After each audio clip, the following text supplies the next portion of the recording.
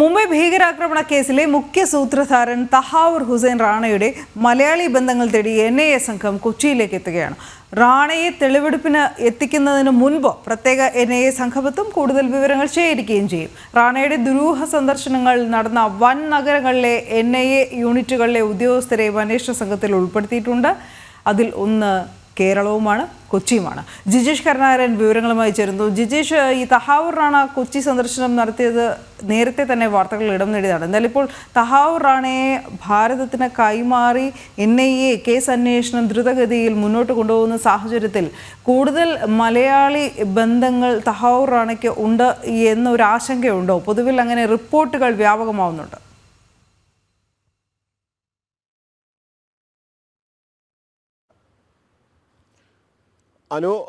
മലയാളി ബന്ധങ്ങൾ, നിരവധി മലയാളി ബന്ധങ്ങൾ ഉണ്ടായിട്ടുണ്ട്. തഹാവൂർ റാണയ്ക്ക് നിരവധി സഹായങ്ങൾ കേരളത്തിൽ നിന്ന് തഹാവൂർ റാണയ്ക്ക് നേരത്തെ ലഭിച്ചിട്ടുണ്ട്. 2008 നവംബർ 26 മുമ്പുള്ള ദിവസങ്ങളിൽ 16-17 തീയതികളിലായിരുന്നു കൊച്ചിയിൽ ഉണ്ടായിരുന്നത്. മാത്രമല്ല കേരളത്തിൻ്റെ മറ്റു സ്ഥലങ്ങൾ കൂടി തഹാവൂർ റാണ ദുരൂഹമായ സന്ദർശനങ്ങൾ നടത്തുകയും ചെയ്തതിൻ്റെ വിവരങ്ങൾ പുറത്തു വരുന്നുണ്ട്.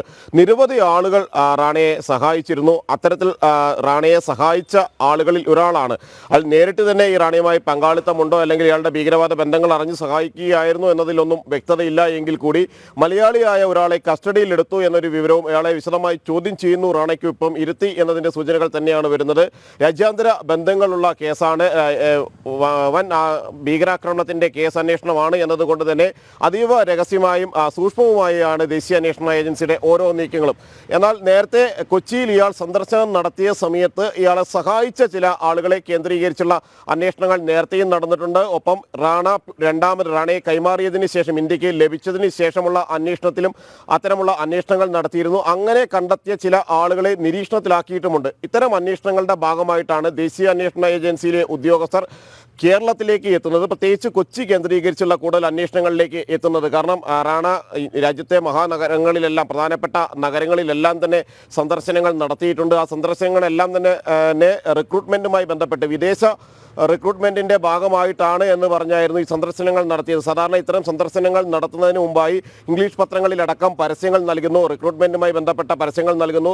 സാധാരണ നിലയിൽ പരസ്യങ്ങൾ കണ്ട് നിരവധി ആളുകൾ വരുന്നതിനൊപ്പം തന്നെ മറ്റു ചില ദുരൂഹമായ അല്ലെങ്കിൽ ഭീകരവാദവുമായി ബന്ധപ്പെട്ട ആളുകൾ, ഭീകരവാദത്തിൻ്റെ ഗ്രൂപ്പുകൾ ഉണ്ടാക്കുന്നതിനും രഹസ്യ ഗ്രൂപ്പുകളായി പ്രവർത്തിക്കാൻ താല്പര്യമുള്ള, നിഴൽ രൂപങ്ങളായി മാറി സംഘടനകൾ രൂപീകരിക്കാൻ താല്പര്യമുള്ള അല്ലെങ്കിൽ അത്തരം ഭീകരവാദ ആശയങ്ങൾ മുന്നോട്ട് വയ്ക്കുന്ന ആളുകളുമായി കൂടി റാണ കൂടിക്കാഴ്ച നടത്തിയതായി തന്നെയുള്ള വിവരങ്ങളാണ് ഈ ഘട്ടത്തിൽ പുറത്തു വരുന്നത്. അതുകൊണ്ട് തന്നെ ഇതടക്കമുള്ള പ്രധാനപ്പെട്ട വിവരങ്ങൾ ശേഖരിച്ച് മടങ്ങുന്നതിൻ്റെ ഭാഗമായിട്ടാണ് NIA സംഘം കൊച്ചിയിലെത്തുന്നത്. കാരണം ഒരു ഭാഗത്ത് ചോദ്യം ചെയ്യൽ ശക്തമായി തന്നെ തുടരുന്നു. അതിൽ മലയാളി ഉദ്യോഗസ്ഥർ, 2 മലയാളി ഉദ്യോഗസ്ഥരെ, കൊച്ചി NIA യൂണിറ്റിൽ നിന്നുള്ള ഉദ്യോഗസ്ഥരെ ഉൾപ്പെടുത്തിയിട്ടുണ്ട്. എന്നാൽ നിലവിൽ കൊച്ചി NIA യൂണിറ്റ് നേരിട്ട് ഇതുമായി ബന്ധപ്പെട്ട അന്വേഷണങ്ങളിൽ ഒന്നും തന്നെ പങ്കാളികളല്ല എന്നാണ് NIA വൃത്തങ്ങൾ വ്യക്തമാക്കുന്നത്. കാരണം ഡൽഹി യൂണിറ്റ് തന്നെയാണ് പൂർണ്ണമായും അന്വേഷണത്തിൻ്റെ ചുമതല. DIG അടക്കമുള്ള ഉന്നത ഉദ്യോഗസ്ഥർ നേരിട്ട് തന്നെ ചോദ്യം ചെയ്യുന്നു. 10 ഉദ്യോഗസ്ഥർക്ക് മാത്രമാണ് റാണയെ ചോദ്യം ചെയ്യുന്ന മുറിയിലേക്ക് പോലും പ്രവേശനമുള്ളൂ. അങ്ങനെ വിവരങ്ങളൊന്നും പുറത്തു പോകാതിരിക്കാനും പരമാവധി തെളിവുകൾ ശേഖരിക്കാനും ഇതിലെ എല്ലാ കണ്ണികളെയും, മുംബൈ ഭീകരാക്രമണത്തിൽ ശിക്ഷിക്കപ്പെട്ടു, ആദ്യ കുറ്റപത്രം സമർപ്പിക്കപ്പെട്ടു എങ്കിൽ കൂടി രണ്ടാമത് അനുബന്ധ കുറ്റപത്രം സമർപ്പിക്കാൻ ദേശീയ അന്വേഷണ ഏജൻസി ഒരുങ്ങുമ്പോൾ പഴുതുകളെല്ലാം അടച്ചുള്ള ഒരു അന്വേഷണത്തിലേക്കാണ് നീങ്ങുന്നത്. അതിൻ്റെ ഭാഗമായിട്ട് തന്നെയാണ് കൊച്ചിയിലേക്ക് NIA സംഘം എത്തുന്നത്. ഇവിടെ നിരീക്ഷണത്തിലാക്കിയ ആളുകളിൽ നിന്ന് അല്ലെങ്കിൽ അത്തരം ആളുകളെ കേന്ദ്രീകരിച്ചുള്ള കൂടുതൽ അന്വേഷണങ്ങൾ ഉണ്ടാകും.